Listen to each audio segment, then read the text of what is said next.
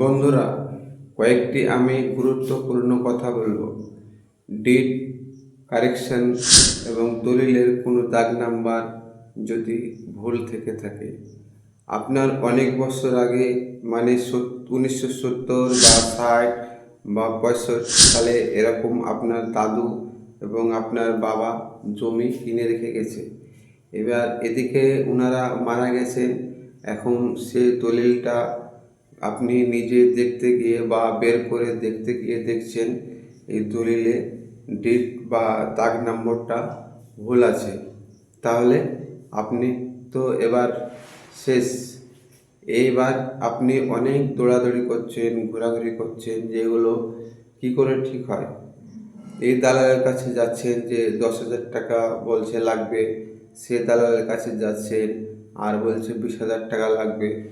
কিন্তু না, আমার শ্রোতাবিন্দু ভাইরা, কিন্তু এই ডিটটা কখনোই ঠিক হয় না।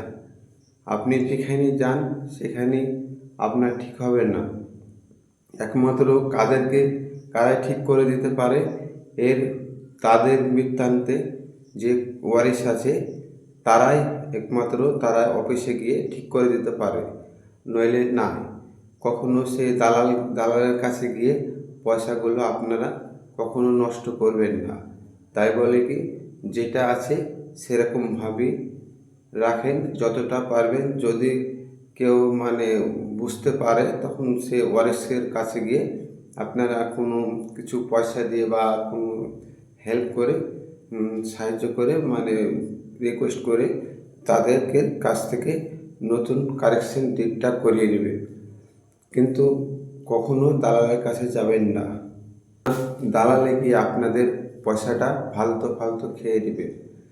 বন্ধুরা, এইরকম কোনো জমির সম্বলিত যদি কোনো প্রশ্ন থেকে থাকে তা আমার নিচনে কমেন্ট বক্সে জানাবেন।